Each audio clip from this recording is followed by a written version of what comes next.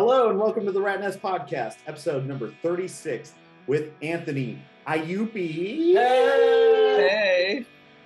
What's up, dude? Thanks for being here with us. Yeah, thanks for having me. We're looking forward to this. It's going to be a fun episode. Yo, so anyone that's listening, Anthony has been kind of like a back and forth Instagram friend since the beginning. He does an amazing comic that we sell in the shop called Haint Tales.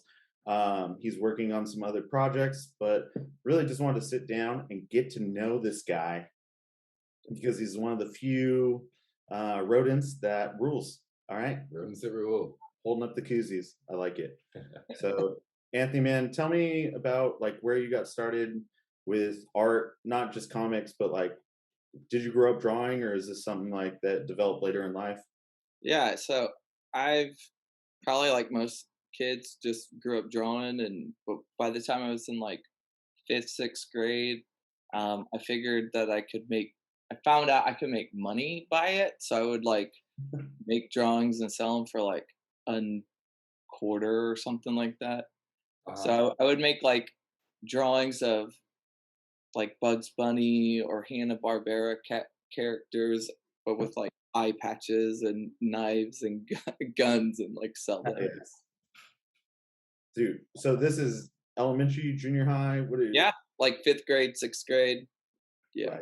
Right. I feel like I remember drawing like characters with guns, like bullets, pew, pew, pew, like coming out from like every kid in the 5th grade did that. Perfect like kid kind of drawing. There was like certain things you did. You made like mountains a certain way. You would do like characters a certain way. You know. Well, and I would go to the library and I would borrow books. They would get lost. We had this thing called the bookmobile, and so it was kind of like the library for poor kids. And so we would go to the bookmobile. I'd check out books, and then I would like trace and then start trying to copy them. And so that's how I like kind of started drawing stuff. Okay. So wait, explain the book. Did you grow up? You're located in Florida now. Did you grow up in Florida? No, I grew up in St. Louis.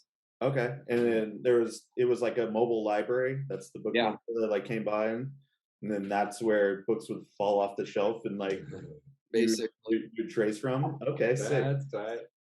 So did you guys?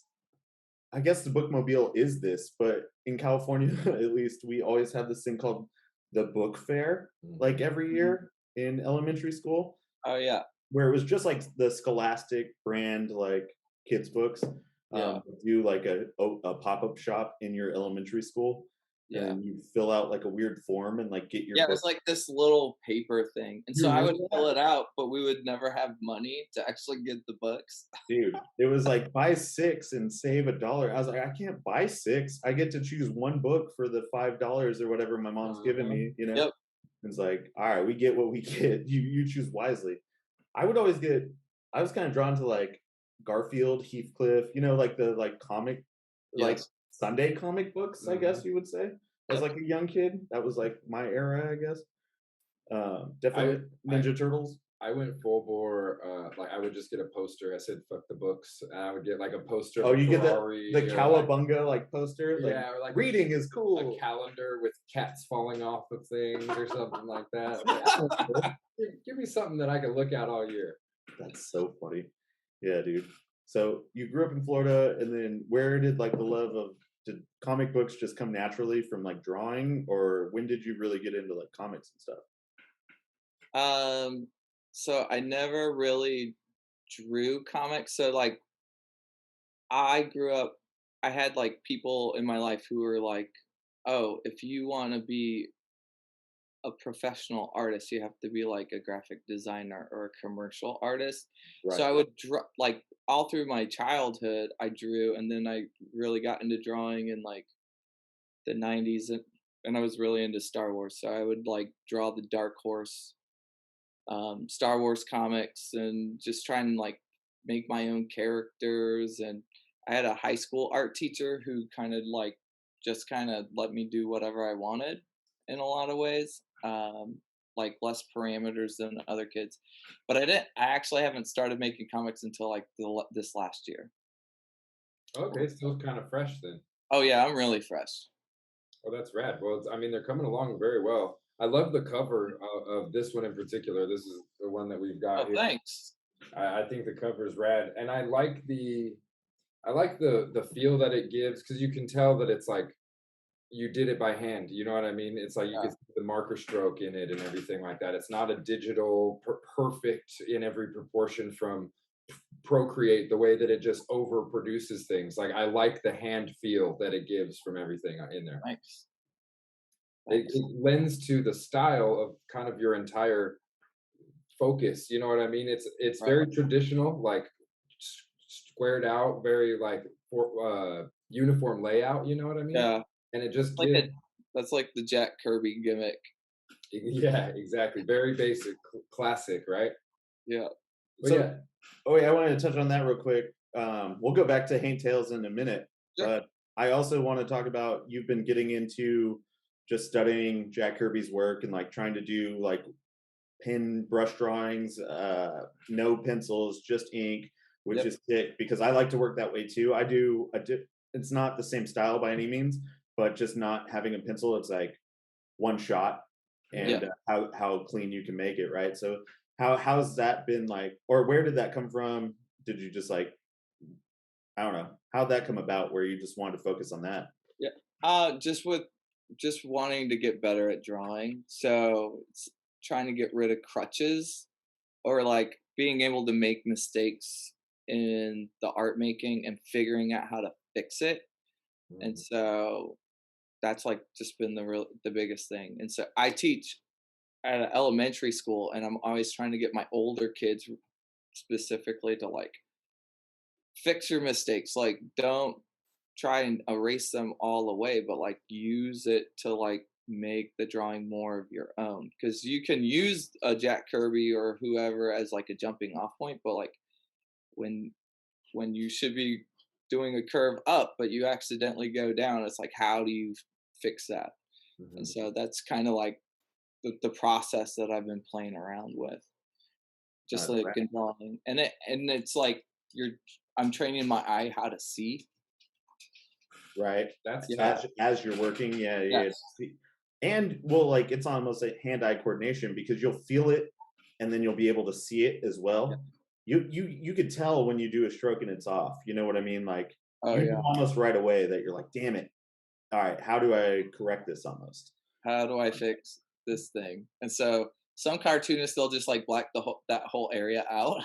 I'm just like, Right. well, how can I actually use it to either create a sense of energy or movement, or like, how can I move the tool? Like, do I need to get a different tool to kind of mess around with it? So, Right. yeah. What Just, are you using brushes or are you using pens? A brush pen? I use everything. So some of them are like, I have like a Kuretake brush pen that a friend of mine gave me, and the cartridges you can actually buy a cartridge converter. So I've actually been putting like the Speedball Super Black ink in that Mhm. because the Kuretake ink sometimes it'll like wash out if I wanted to put watercolor on top later. Right. And so by putting that super black on there, like that's gonna stay. Yeah. I Yeah. really like the skateboard sketches that you've been putting up on Instagram in the last like few weeks or whatever, or that you put up a few Oh weeks. yeah. Those I turned out. think I'll do more of those. I've been wanting to do those, but my ADD brain, it's like, oh, I did that for a little bit. Now I'm gonna go over here.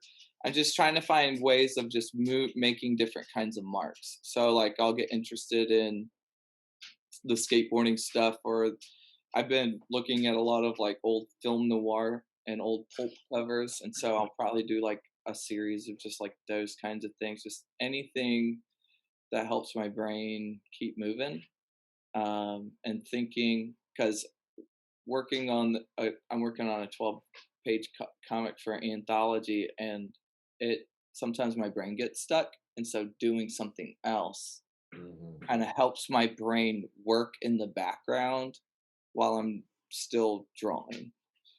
If that What kind of makes sense. stuff like do you just watch old movies? Do you I mean listen to podcasts? Do Yeah, you what listen to motivates music? you? What's the background noise that you put on when you're like working? when I'm working, it's usually instrumental music or movie scores.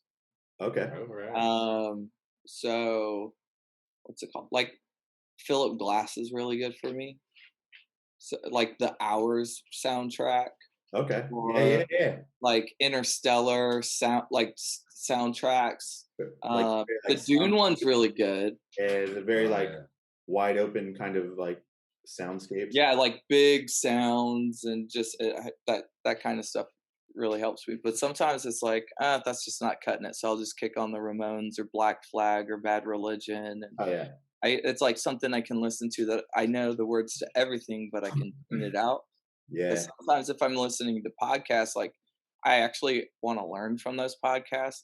So if it's just the noise, then I'm not actually like learning or getting anything out You're of not it. getting anything either way. It's like you're not Yep. engaged, but it's like taking away from what you're trying to do. Yeah. Yeah. So sometimes like those big soundscapes, that instrumental stuff is just really, really good. Like the Tron soundtrack, like just Mhm. movies that I like. I'll throw in the Star Wars soundtrack sometimes. I'll do that a lot with like my students because I'll notice that they're getting either too tight or they're thinking too much. But once I put on music, they're able to. You can just see their Yeah, shoulders. they're kind They're of like, like oh, relaxed. yep, That's funny, man. That's fucking wild. I've yep, never thought about that. I mean, I have lots of nieces and nephews, and I love engaging with like the kids. But just to think about like housing, what do you have? 30 kids in your class or something, or how many? How yeah. many It's like kids are 25-ish. Yeah, there? And you you're like, turn all that right, on, and it's like, the whole room is tightening up. You're like, all Time right, for music. that's wild. yep, yep. So it'll be like kind of soothing, or I'll put like on like a Bach concerto, Yeah, something that that's tight. they'll like. I love that shit. I get made fun of because I'll just listen to classical music like, in the car, and sometimes friends get in the car and they're like, what What are is you, this?" 80? Yeah, I forget I'm listening to it almost like it's Yep. just there. And they're like, "What are you listening to?" I'm like, you guys don't like Vivaldi? Hmm. Yeah. The Oh, yeah. music has a huge impact on mood and everything. So I can only imagine that it's going to even subconsciously affect your drawing and like kind of the mood you're in as you're Yep. drawing with that. So the Yep. different style of music, if Vivaldi's not cutting it today and you put on Bad Religion, it's like okay, that's because this is the type of drawing I needed. Yes. Needed that. Yeah, and that I'll like kind of pick it like so if I have to work faster, I'll put that on. But if I'm really needing to focus, Oh yeah. I'll cut it to like, like it might be LA Confidential score or it might be like um Lost Highway score or something like those Uh, kinds of things. I like the thought too in my head when you're saying that. Like I can picture the soundtrack kind of going with where you're at, and it's almost like you're having a score done to what you're creating. You know Yes. what I mean? That's probably a lot of fun. And if you've never listened to Bitches Brew by Miles Davis and done art, you should. oh yeah, dude. Did you watch that Miles Davis documentary where Not yet. they were talking about homegirl that like, damn it, now I'm Oh, blanking on her name, blanking it. Betty Nina? Davis. No, no. Okay. Yeah, that like got him into S&M and like all Um, crazy shit, and that's why Bitches Brew is like named that, and it's all just emotion because she was so like sexually charged. It's Mm. crazy. Wow. Check it out. all right. Yeah. Anywho, yeah, man. So let's get into that because what's the comic you're working on right now that you've been doing pencils and stuff for? So I'll tell you the premise of it, but you'll have to wait to get it. It's a Okay. 12-page story. Um, so I live in Jacksonville, Florida. So it's kind of like it's a serial killer story. So there's this guy from Jacksonville. His name's Otis Toole, and he and Henry Lee Lucas hooked up, and they went on a murdering rampage through America, supposedly. So the verdict's out. Some people believe that they really did murder hundreds of people, but some people said that they only murdered maybe like two or three. And so there's a lot of conflicting information. So it's kind of like my take on it, like because a lot of data and sources say that they were at two places at the same time. So my whole idea is like, well, how could you be at two places at the same time. And so I create portals, and so it's kind of like magic realism where you can kind of like place hop and all that kind of stuff. Yeah. Interesting. I know the cases, or like some of the cases, because one of them was in jail and they were questioning him about a homicide of a young girl, and Mm. he kind of like ratted out the other one. He's like, "Ah, I was just like hanging out. You should talk to Yeah. this guy because I heard he did." And they were like bar friends, basically. Like they were like acquaintances, but that also just were serial killers. It's pretty Yeah. wild. It's very wild, and they hung out together, which is like very uncommon for serial killers. Mhm. Because normally they're kind of like lone wolfy and like Not not. these guys. Yeah, Uh, no, it's these insane. guys are not lone wolfy. They cause some damage. So yeah. So Sick. that's what that comic's about. That's cool. I like that you're drawing from like real life to kind of create a fantasy world around a Yeah. real life event. That's kind of a cool take.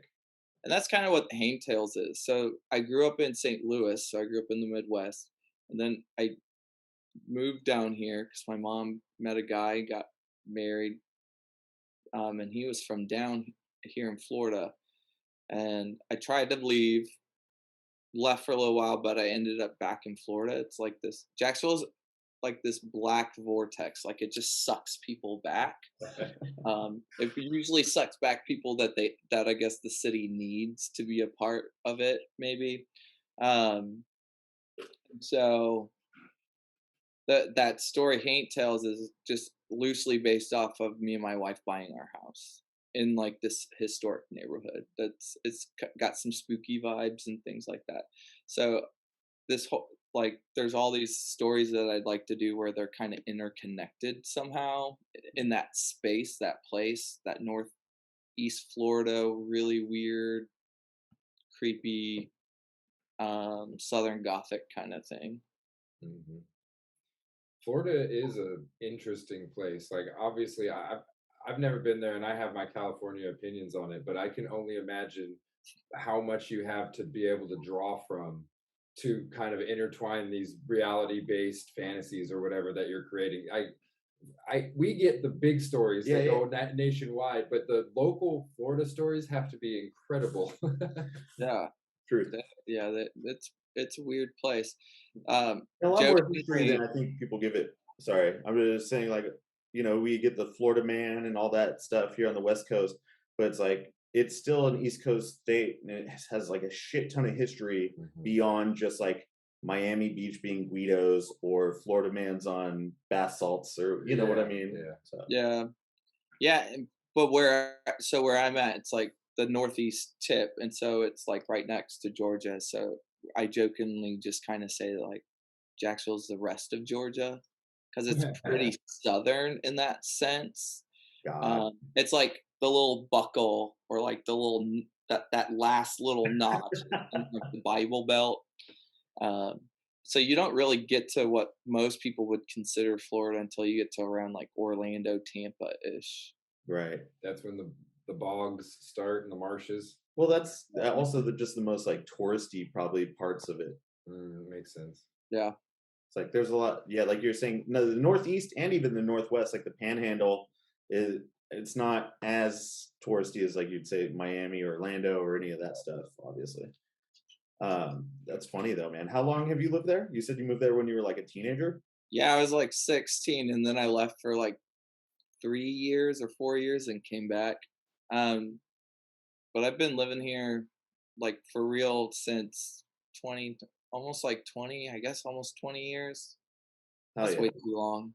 that's But you're we got fluid. roots down here. We got roots and our family, like my wife's family's here, and Right. so we're not going anywhere. We have good people here, so Yeah, when you find that, you can't really leave. it's really hard, right? Like we've had friends who've left and then come back, and are just like, there's no one like like our people. Once you find your people, it's really really hard to leave. Yeah, Yeah, I don't know if you'll ever find them again.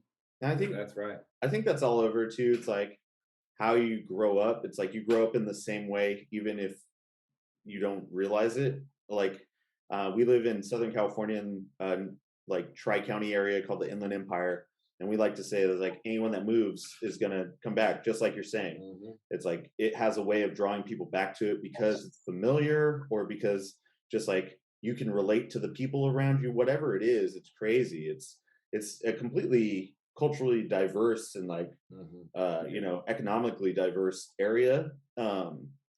But it feels completely different than LA or San Diego or anything else in Southern California. Yeah, it really does.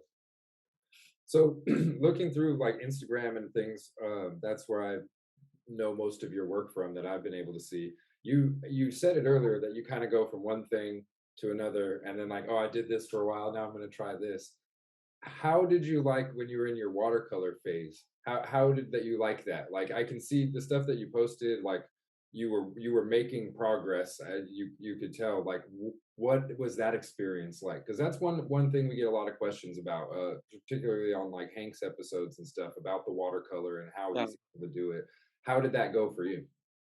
Good. So I'm actually finding that I like watercolor a lot. For a long time, um, it's really hard to manage, and it's a lot of practice.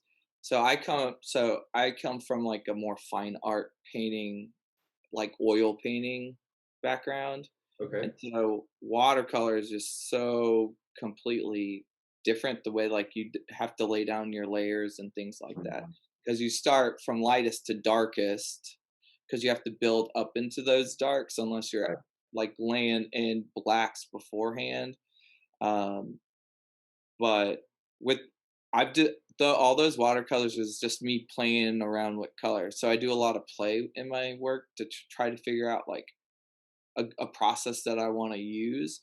And so I'm probably going to do more watercolors here pretty soon. I bought some because I thought about going into those Jack Kirby drawings and just playing around and seeing like how I can do some of that stuff. And then I've been looking at a lot of Mobius comics and Mhm. like French guys, and I don't know what they do, but it looks a lot like watercolor to me. And so like I want to figure out like what some of that process looks like, because right now I just make black and white comics, but it might be kind of cool in the future to do more watercolor, either in comics or in illustrations and just drawings that I make.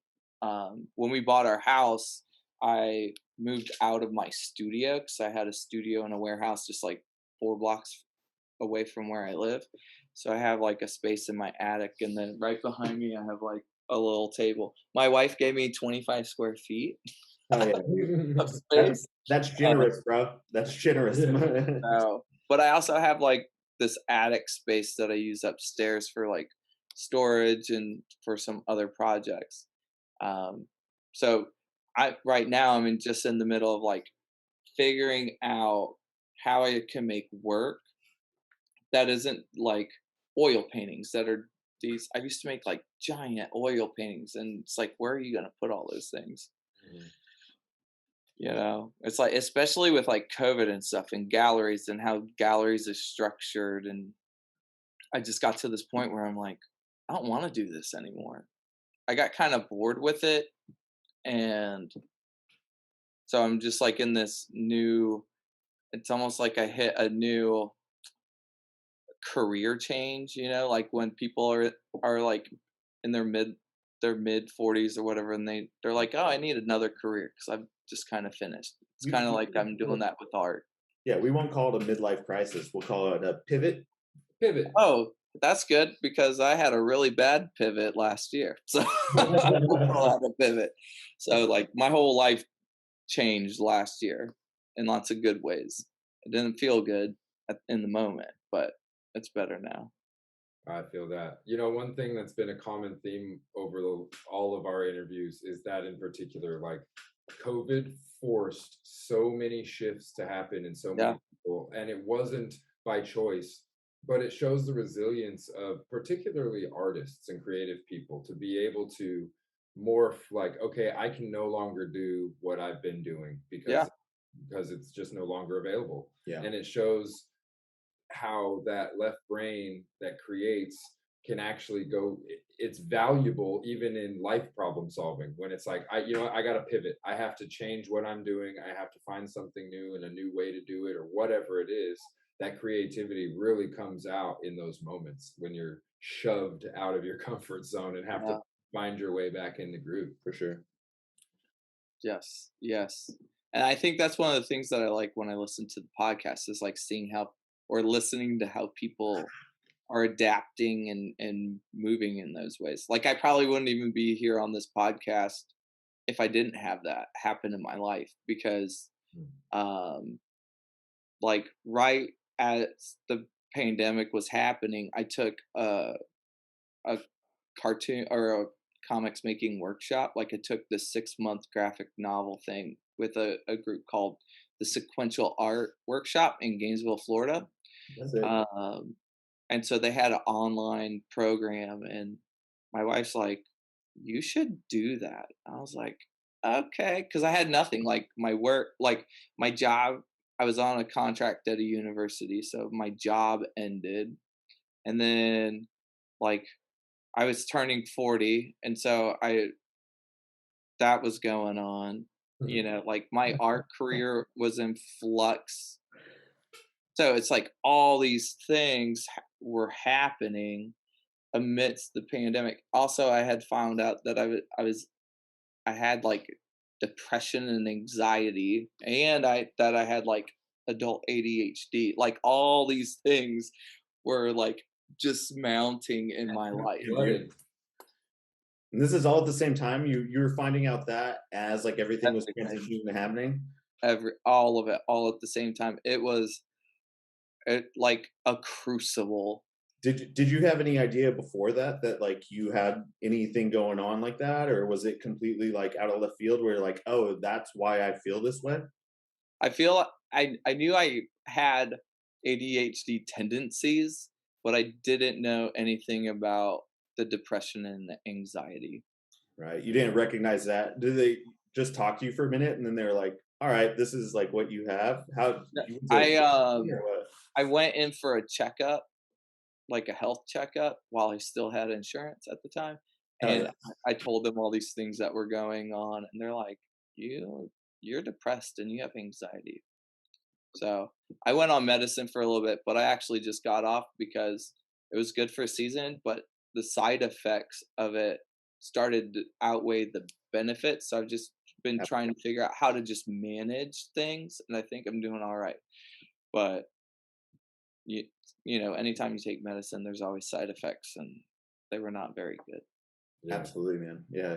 Well, best of luck with that. I know that's never an easy thing to go through, but I know you're not alone. A lot of artists, a lot of the people that we talk to, especially, have a lot of that, especially anxiety and Yeah. anxiousness. That it kind of lends towards the creative mind, because Hmm. you want to create, you want to make something great, but it's based off of what other people are going to think about it, or based off of how it's accepted, things completely out of your control, Hmm. and it Yeah. just kind of leads to being very anxious and whatnot. But yeah, that's the life that we choose when we Dude, decide to be artists, right? just talking about it, I'm like tensing up. I'm like, oh Jesus, yeah, I do feel like, you know what I We mean? need to Like, put some music on in the I classroom. fucking A. Yes. Dude. But yeah, no, thank you so much for talking about it, man. I mean, we could edit that out if you want, but I'm okay. it's something that people need to hear more of because you're not alone and like we all feel this way and it shit Yeah. sucks. And like, I think when people are willing, or able to talk, feel free that they can talk about it. It helps people not feel alone in it. For sure, absolutely. that stigma gets taken away from it. Yeah. It's like, oh, we can Yeah. actually say it. Yeah, and that's what it is being more comfortable, right? Like the whole thing is like I feel like I'm by myself or like no one gets it. Like no one's feeling what I'm feeling, but it's like that's the thing is we all are feeling the same thing. And the more we talk about it, like the easier it'll get for all of us. Right. Yeah, I don't know, man. This just turned into Dr. Drew. Uh, Well, unfortunately, with the way the pandemic worked, everybody was so worried about getting COVID that they lost sight of their mental health. and the powers, the laws that got put into place were extremely bad for people's mental health, forcing them to stay inside. All of these different things that you kind of you have to get out of if you suffer from mental illness, and that's one thing that I think is going to be a big residual side effect that we'll see in 20 years is the kids that were going through developing ages during this pandemic are going to have, That's we don't know interesting. what's going to happen in 20 Yeah. years to them, because during their crucial times of growth they were locked inside and stare at a computer screen for the entire day. Yeah. And I had to run. I had to I had to figure out how to get outside, and so I just picked up running. oh, that's good, that's a healthy one for Yeah. sure. Yeah. So were you teaching before and during the pandemic? So I got my new teaching job where I'm at now like August last year, in the height of like some kids were on campus, but a lot of kids were still virtual. So I Okay. had to teach in the class, but then also I would have classes that I would like go online and teach kids how to make art via a computer. How, Oh dude, man, how that was is working with that at the same time? Yeah, that's crazy. Like imagine like 20 kindergarten kid faces, and you're trying to show them like how to draw a flower or like a car. Just imagine, it's like herding kittens, right? Yeah. Like we're just everyone, and they're like running around and getting this and getting this, and like if there's a kid eating cereal and like there's a mom yelling at another kid, I'm like, I gotta mute you. And then we're gonna So funny. I can only imagine what a zoo that must have been. oh my gosh. I'm glad I don't have to do that. I can do it. Like I actually learned how to like teach online, which is a skill that people apparently can use these days. And Right. so that's, a feather in my cap, I guess, but it was not fun. Um, you know, Trying to motivate kids when you are in proximity with them, they can only see you like through a screen. It was just coming up with techniques to like engage students. Mhm. Really So, keep them looking at you to like be yep, involved. yeah. And so we would do a lot of like outside things, or we wouldn't even draw a lot of times. We would like get your toys and we're going to do a radial balance. You're going to make it look like a spiral, or like we're going to do stuff with food, and then you can eat it, like all different kinds of things. So That's cool though, man. Do you get to come up with like the curriculum basically, or like the I itinerary come up to the with on you with the everything. projects and everything? You're not Yeah, giving anything. so like we have standards we have to hit in a year or whatever, but it's like I come up with all the lessons. And so I'll incorporate comics. So every year we do a comics. Last year we put together it's like a 90-page comic that we put in our school library, and I put it in the library downtown that Oh people can yeah. check out. That's So cool. yeah. And so we're going to do that like every year. That's kind of like a thing cuz it's visual storytelling. So it's like putting words and pictures together, and a lot of my kids, at least 50% of them, don't speak English at all. They're Okay. it's like huge immigrant population, huge Spanish speaking population, but there's kids from like Burma, Iraq, Iran, Afghanistan. We're getting a lot of like students from Afghanistan right now.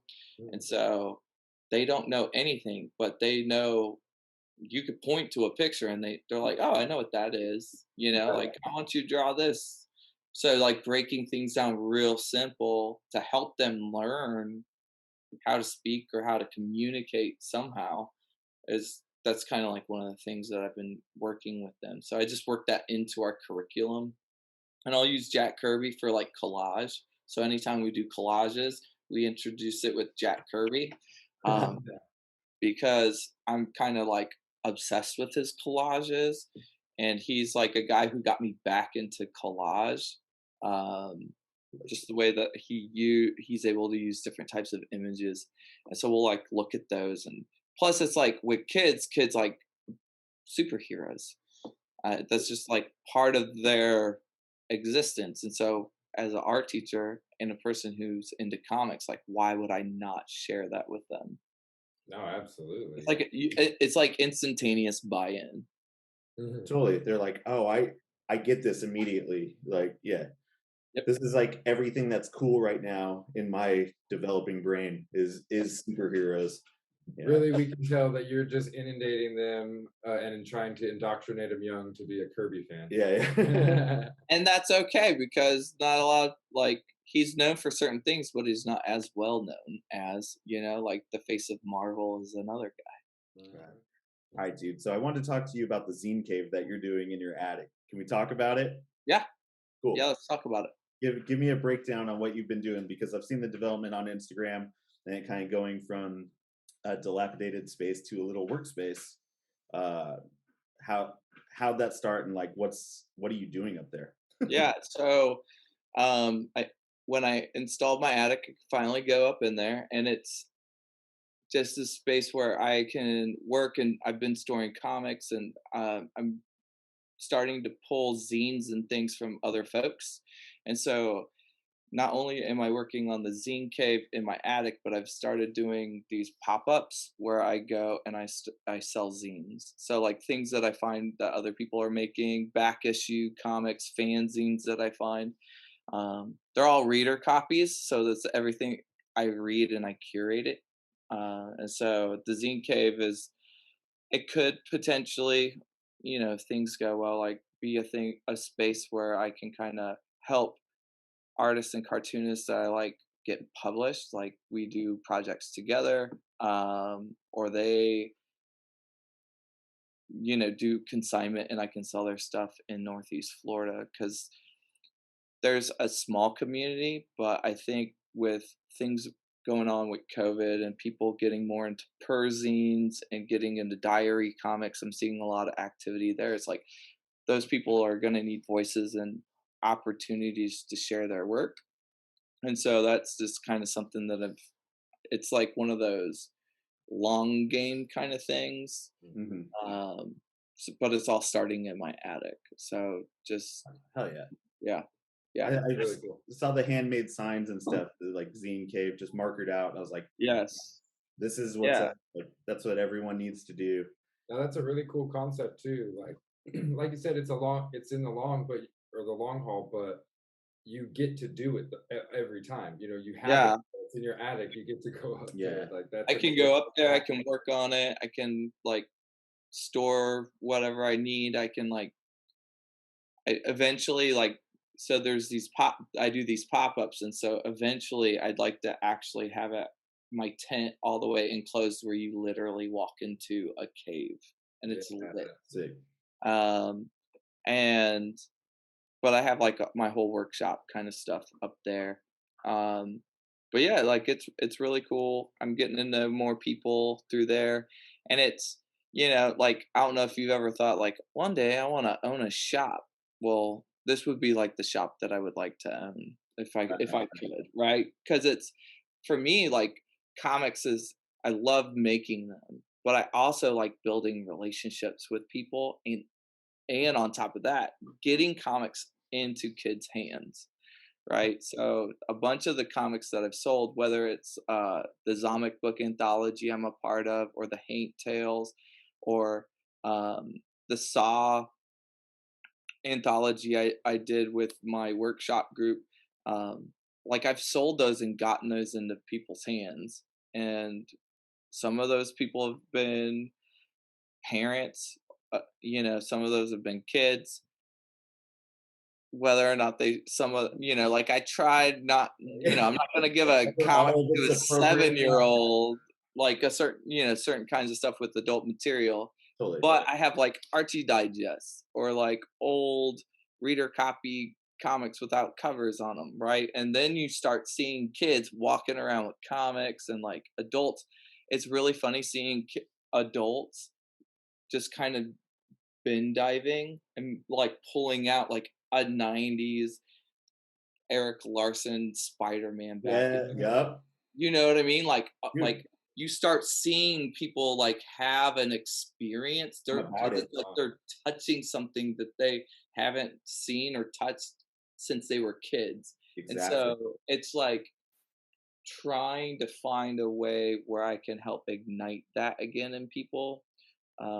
Because people watch comic book movies, I get, but it's like that medium of comics, like how do you actually expose people? Because comics aren't in unless it's an Archie Digest. It's not like when I don't know if you grew up with comics in your grocery store, but I grew up with comics in my Yeah. grocery store.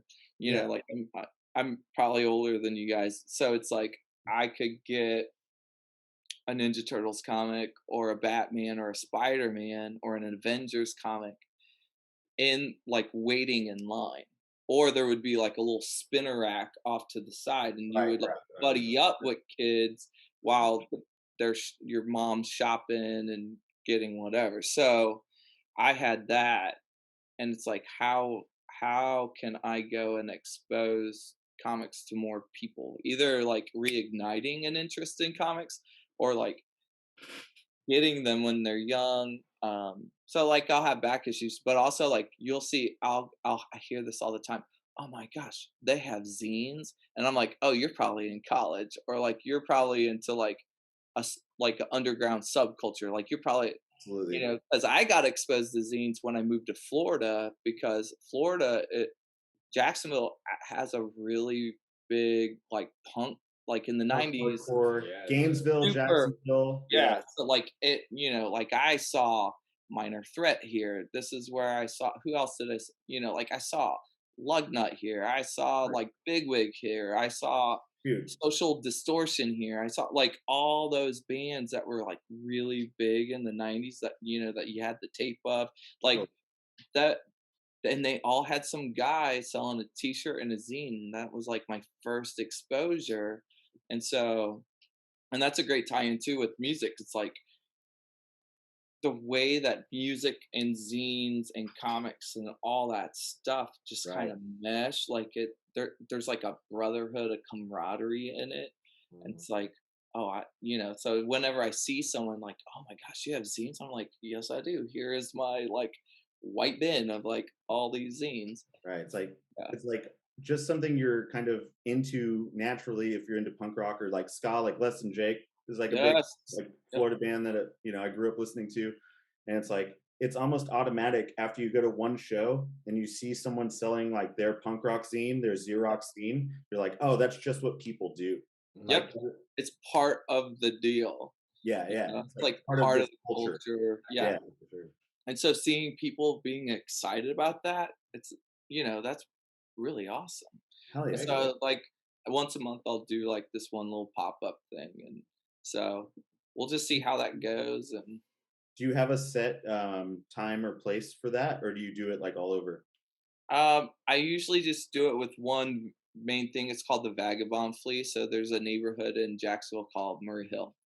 And so it's a once a month pop-up. So you'll get like handcrafted jewelry makers, you'll get all kind of artisanal things, and then you have like a comic guy, a guy in Yeah, like dude, Compton comics. So yeah, Oh, that's super rad. that's awesome. Yeah, let's do it there, dude. Like that was perfect. Perfect. okay, Yeah. awesome. Dude. Dude, Well, yeah, I can't believe you forgot about that, bro. That I'm was like the sorry. whole thing you wanted to talk about. I had He was so excited. I don't even write shit down, and I had that written down, dude. I was like, fuck. Yeah, Ah. yeah. Hopefully, I'll be able to do more. Like, there's a comic, a small press called Radiator Comics. They're in South Florida, and they kind of started in a similar way. They would just do like pop ups and like do that whole thing, and now they like they're getting some good stuff published. So, Yeah. Right on. and it's like that community aspect of it. It's like getting stuff that you could sell and help your buddy out, but also like reminding people that comics are a real thing. It's not just a movie.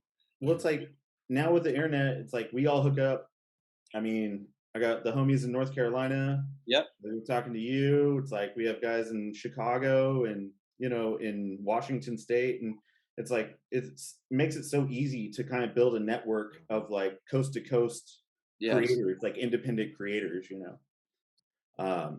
Anything you want to plug before we get going here? Is there anything you have coming up? I know we asked you before, but you know, let's talk some more about it. You said you didn't do anything, The but only thing I really have right now is just I still have a couple of issues of Haint Tales like on my website shop.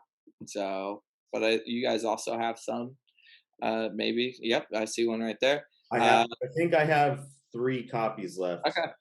I think Okay. 2 or 3. Yeah.